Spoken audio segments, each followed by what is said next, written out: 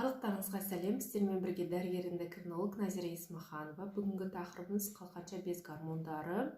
Жалпы қалқанша без дегеніміз не, ағзаға қандай әсері бар, сол жайлы толық айтып өтетін боламын. Келесі видеода қалқанша без аурулары туралы айтамын. Сол себепті қалқанша без дегеніміз не, қандай гормондар бөледі, және сол гормондардың біздің ағзаға қандай әсері бар, осы жайлы айтамыз. Қалқанша без біздің мойынның алдыңғы бөлінде, кеңірдектің алдыңғы бөлінде мына жерде орналасқан көбелек тәрізді пішінді, оң жақ бөлігі, сол жақ бөлігі бөлінеді.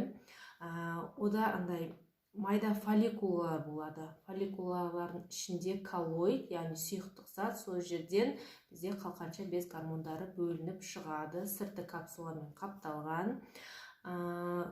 Салмағы 20 мен 60 грамның арасында. УЗИ-дан зерттеген кезде көлемі ер кісілерде 25 мл-ден аспайды, әйелдерде 18 мл-ден аспайды. Қалқанша без, ішкі секреция безі, қандай гормондар бөледі? Ең бастысы ол Т4 және Т3.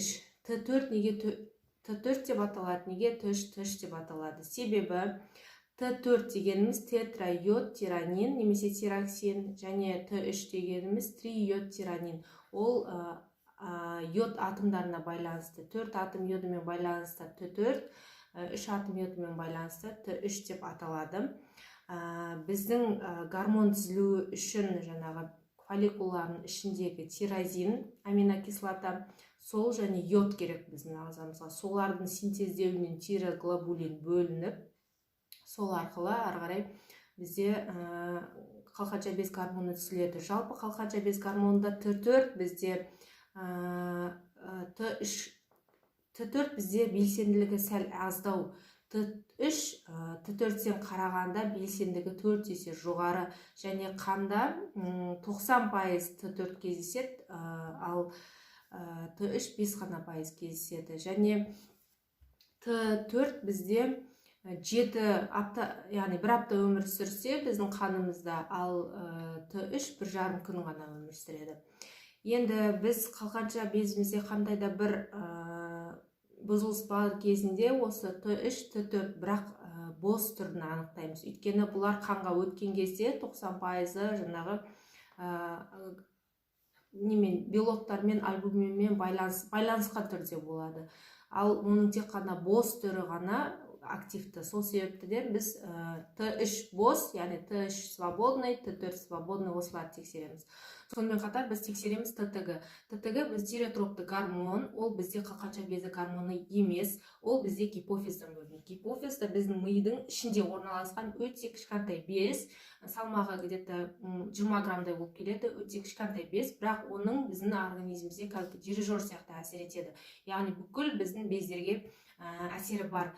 Т3 пен Т3, Т4 пен ТТГ ол бір-бірімен кері байланыс принцип бойынша байланысқан. Ол дегеніміз не? Мысалы, мынау ТТГ, мынау қалқанша без гормондары деп есептейік. Егер екеуінің нормасы бірдей болса, екеуі осылай қалыпты болып тұрады. Егер қандай да бір жағдайға байланысты қалқанша без гормоны төмендесе, ТТГ жоғарылай бастайды.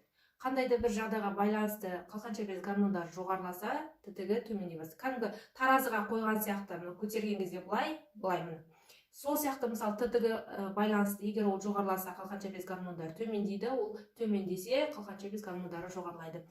Осы кері байланыс принципі бойынша бір-бірімен жұмыс жасайды. Сол себептен қандай да бір қалқанша без бұзылыс болған жағдайда ТТГ-ны зерттейміз, Т3 бос, Т4 бос, сонымен қатар антитила ТГ-ға, тироглобулин и ТПО-ға.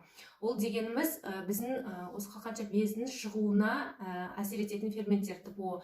Оны біз зерттеу арқылы адамда аутоиммунды тиреоидит бар ма, жоқ па, соны білеміз. ТПО-ның біздің темірмен байланысы бар. Сол себепті егер сізде анемия болатын болса, онда қалқанша без гормондарын тексерген дұрыс. Енді қалқанша без гормондарын анықтау үшін осы анализдерді тапсырамыз. Қалқанша бездің УЗИ-ін жасаймыз. Енді қалқанша без гормондары біздің ағзаға қандай әсері бар?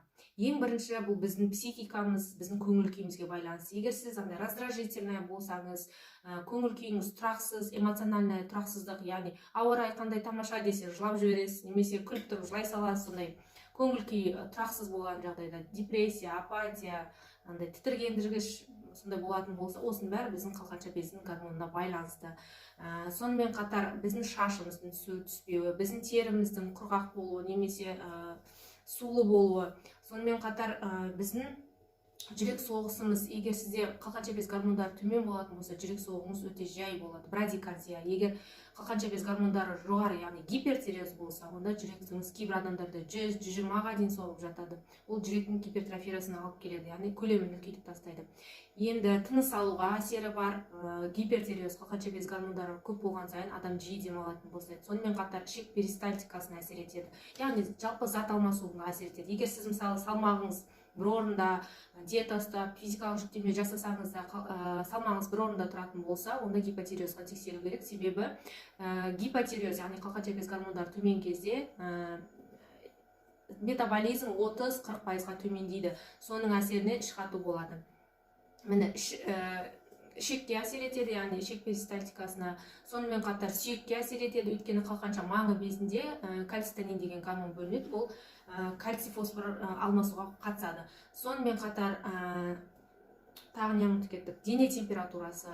Егер қалқанша без гормондары төмен болған жағдайда адамның аяқ қолдары мұздайды, ал керісінше гипертиреоз кезінде адам денесі ыстық болып, денесі даже терісі де ыстық болады. Сонымен қатар жыныс гормондарына әсері бар. Кейбір адамдар мысалы эко жасатқан кезде барлығы дұрыс болып көтермей жататын себебі гипотиреозды болуы мүмкін. Біздің профессорлар айтатын, жалпақ тілмен айтқанда, матка, яғни жатыр гипотиреоз кезінде салқын болады. Сол себептен бала бекімейді. Тері, шашты айттық, ойдың өсуі және оқуға қабілет, ес, осының бәрі гипотиреоз бар ма, жоқ па, қалқанша без гормондарына байланысты. Сонымен қатар витамин А түзілуі, провитаминден витамин А түзіледі, ішектерден В12 түзіледі. Сонымен қатар көмірсу алмасуына, май алмасуына, майдың ыдыратуына әсер етеді. Сонымен қатар ақуыздарына, зат алмасуына қатысады. Негізі етекір циклына да әсер етеді. Бәріне жеке-жеке механизміне дейін тоқтап өтейін десем, өте көп уақыт айтады. Сол себептен қысқаша айтқанда осындай біздің ағзамызға әсері бар. Алдыңғы видеоларда сіздерге осы гипотиреоз туралы түсіретін боламыз. Сол себептен жіберіп алмаңыздар. Подписация етіп, лайк басуды ұмытпаңыздар. Келесі кездескенше сау болыңыздар.